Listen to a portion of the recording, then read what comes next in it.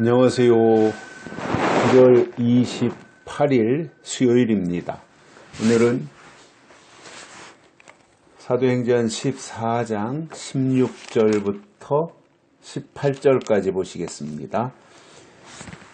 하나님이 지나간 세대에는 모든 족속으로 자기의 길들을 다니기에 묵인하셨으나 그러나 자기를 증거하지 아니하신 것이 아니니 곧 너희에게 하늘로서 비를 내리시며 결실기를 주시는 선한 일을 하사 음식과 기쁨으로 너희 마음에 만족해 하셨느니라 하고 이렇게 말하여 겨우 무리를 말려 자기들에게 제사를 못하게 하니라. 아멘. 바울과 바나바가 안진뱅이를 일으키고 기적을 행하니까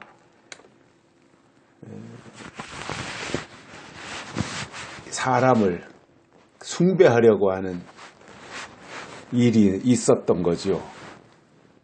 얼마나 화들짝 놀랐겠어요. 이게 도대체 무슨 일이냐.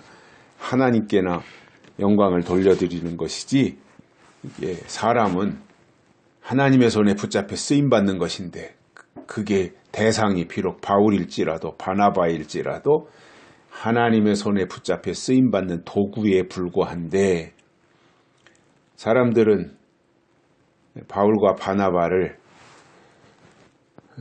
신들린 사람처럼 생각하고 신처럼 떠받들려고 했던 이 모습, 그 중에 그 대표적인 사람이 그 신당 제사장이었죠.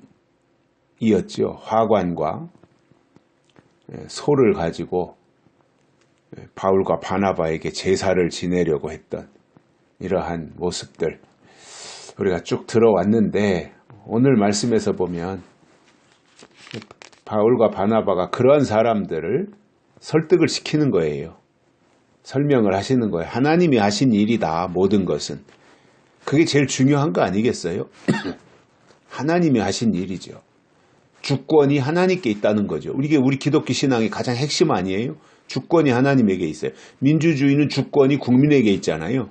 근데 우리 신앙은, 기독교 신앙은 주권이 하나님에게 있어요. 하나님이 주인이시다 말이에요. 하나님이 창조주이시기 때문에 창조주이신 하나님은 온 인류의 주인이시다 말이죠. 하나님 거예요. 하나님 거 다. 모든 것이. 그래서 그 하나님이 지나간 세대에는 모든 족속으로 자기의 길들을 다니도록 하나님이 묵인하셨다는 거예요. 각자가 알아서 자기들 할 일을 하는 것을 하나님이 다 묵인해 오셨어요. 그렇지만 그런 가운데서도 하나님이 묵인하셨다고 해서 하나님이 전혀 관여를 하지 않은 것이 아니라 묵인하셨지만 그 속에서 내부적으로는 시시콜콜하게 하나님이 다 관여하셨단 말이에요. 그래서 그것을 통해서 하나님은 스스로가 자기를 증거하신 거지요.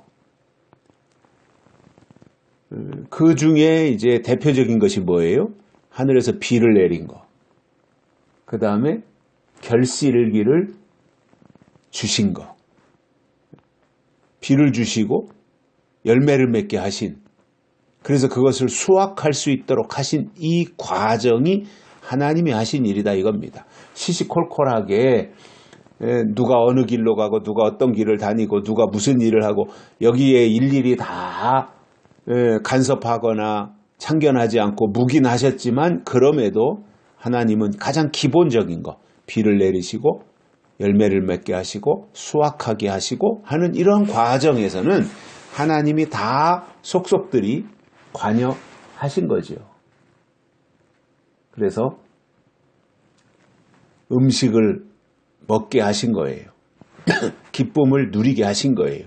이 과정이 다 하나님이 하신 일이다라는 겁니다. 사실상 농부들이 농사를 짓지만 농부들이 할 수 있는 게 뭐예요? 밭을 갈고 씨앗을 뿌리고 비료를 주고 하는 거이지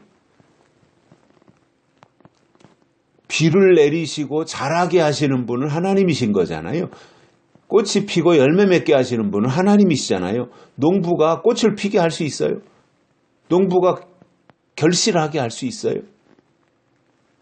그렇게 되도록 준비하고 과정 속에 관여할 수는 있지만 농부가 어떻게 꽃을 피게 만들어요?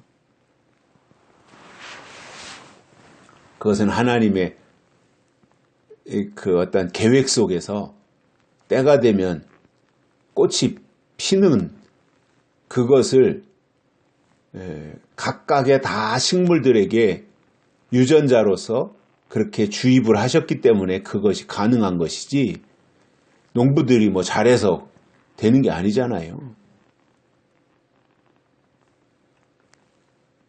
그렇기 때문에 그 모든 과정 속에 하나님이 일일이 참견하시지 않고 묵인하셨음에도 그 모든 과정 속에 하나님이 다 관여하셔서 너희들로 하여금 음식과 기쁨으로 만족을 할 수 있도록 해 주신 분이 하나님이시다라고 하는 이것을 설명해 주고 있는 거잖아요. 너무나 멋진 하나님이죠. 너무나 좋으신 하나님인 거지요. 그 하나님을 믿고 따르고 의지하고 가는 것이 놀라운 하나님의 사람들이 감당하고 짊어지고 가야 할 그러한 모습들이지 않습니까?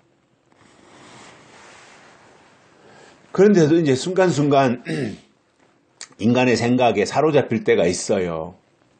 그러니까 자꾸 뭐 인간 숭배하려고 하고 뭔가 조금 좀 신비롭고 좀 기똥찬 뭔가가 있으면 가서 막 이렇게 떠받들려고 하고 그 앞에 가서 굽신거리고 뭐 이러한 모습들이 인간성 속에 내재되어 있는 연약한 부분이라고 저는 봐요.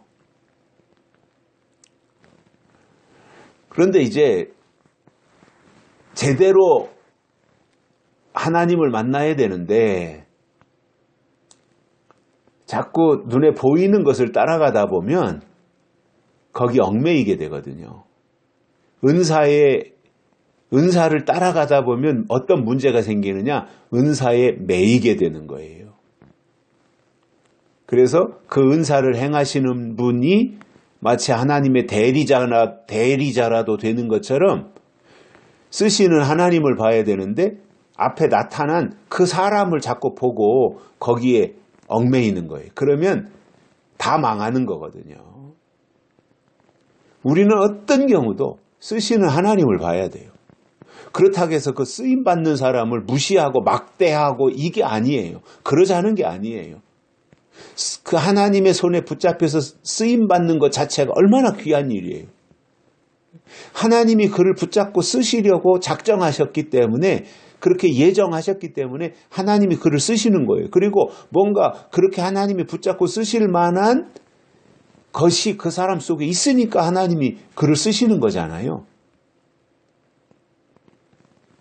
그래서 쓰시는 하나님을 봐야 되는 것은 당연한 일이고 맞지만 그렇다고 해서 하나님이 붙잡고 쓰시는 그 사람을 내가 소홀히 한다든가 막대한다든가 이렇게 해서는 안 된다는 겁니다. 그 자체도 귀한 거지요. 그러나 그 쓰임받는 그 사람은 나를 쓰시는 분이 하나님이시고 나는 도구에 불과하고 나는 아무것도 아니다. 나는 세례요한처럼 신들매 풀기도 감당하지 못한다. 이러한 생각을 가지고 가야 된다라는 거예요. 그 쓰임받는 사람이 생각이 그래야 된다는 것이고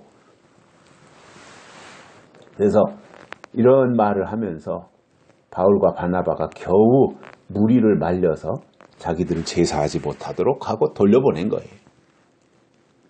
큰일 날 뻔했죠. 이거 어떻게 되는 겁니까? 사람을 숭배하기 시작하면. 그러니까 대단한 거예요. 바울과 바나바가. 그렇게 해서 거드름도 피우고 싶고 우쭐하고 싶은 마음도 있을 법한데 그 함정에 빠지지 않았거든요. 그러니까 자기 관리를 잘 한 사람이라고 보여지고요. 그러한 삶을 하나님 앞에서 우리 모두가 함께 살아갔으면 좋겠습니다. 여기까지 하겠습니다. 고맙습니다.